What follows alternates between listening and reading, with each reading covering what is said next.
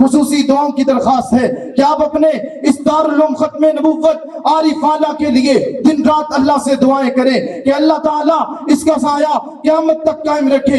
میرے محترم دوستو، اب میں اسی گلشن ختم نبوت سے کھلنے والے محافظ ختم نبوت کے ایک اور عظیم پھول جناب حضرت مولانا مفتی محمود نواز صاحب دامت برکاتہم العالیہ کو دعوت خطاب دینے جا رہا ہوں۔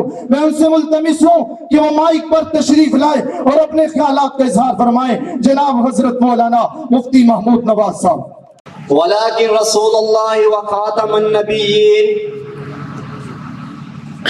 وقال النبی صلی اللہ علیہ وسلم انا خاتم النبیین لا نبی بعدی، او کما قال علیہ الصلوۃ والسلام۔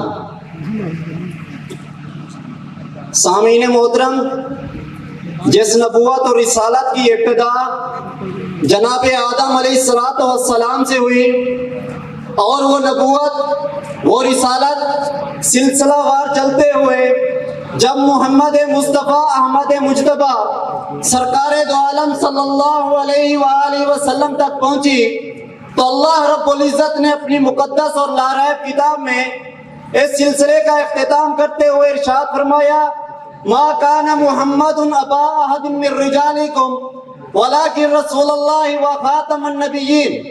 سامعین، دنیا میں جتنے بھی نبی آئے ہر نبی نے آ کر اپنی قوم کو اپنے بعد ایک اور نبی کے آنے کی بشارت دی، لیکن جب میرے اور آپ کے نبی محمد مصطفیٰ احمد مجتبیٰ سرکار دو عالم صلی اللہ علیہ وسلم اس دنیا میں تشریف لائے تو آپ نے آ کر لوگوں کو بتلا دیا کہ اے لوگوں انا خاتم النبیین لا نبی بعدی، کہ میں ہی آخری نبی ہوں، میرے بعد کوئی نبی نہیں۔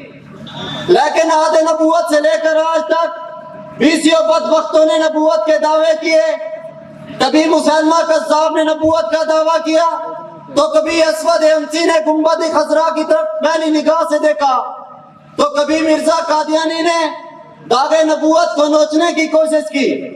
لیکن مسلمانوں، جب بھی کسی بدبخت نے، جب بھی کسی کذاب نے داغ نبوت کی طرف للچائی نظروں سے دیکھا تو غیور مسلمانوں کی تلواریں اپنے نیاموں سے نکل آئی اور اس جہنمی کو اس کے انجام تک پہنچاتے ہوئے یہ اعلان کر دیا کہ جو ختم نبوت کا طرفدار نہیں ہے، کہ جو ختم نبوت کا طرفدار نہیں ہے، لا ریب وہ جنت کا بھی حقدار نہیں ہے۔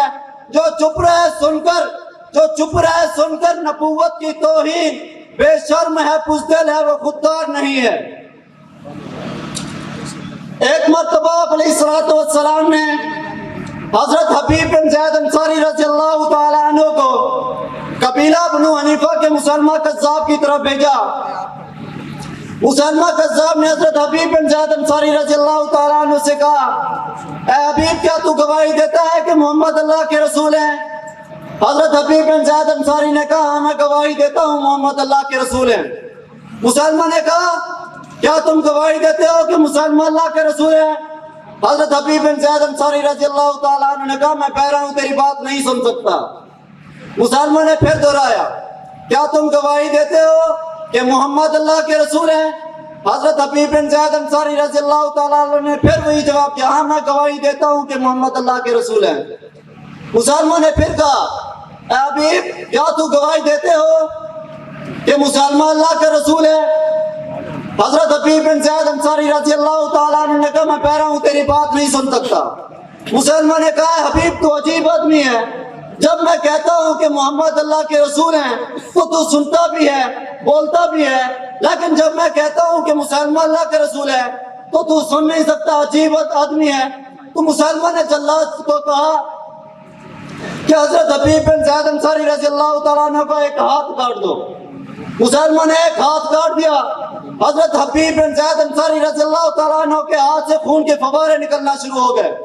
پھر سوال دہرایا اے حبیب آپ بتا کیا تم گواہی دیتے ہو کہ مسلمان اللہ کے رسول ہے؟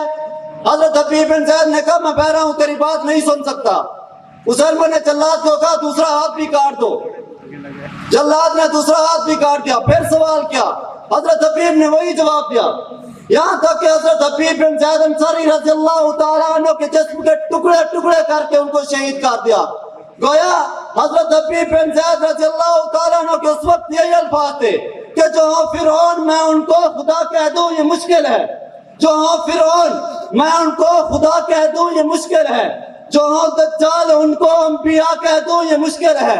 مجھے زنجیر پہنا دو، مجھے زنجیر پہنا دو، مجھے سولی پہ چڑھا دو، مگر میں راہزنوں کو رہنما کہہ دوں یہ مشکل ہے۔ وآخر دعوانا الحمدللہ۔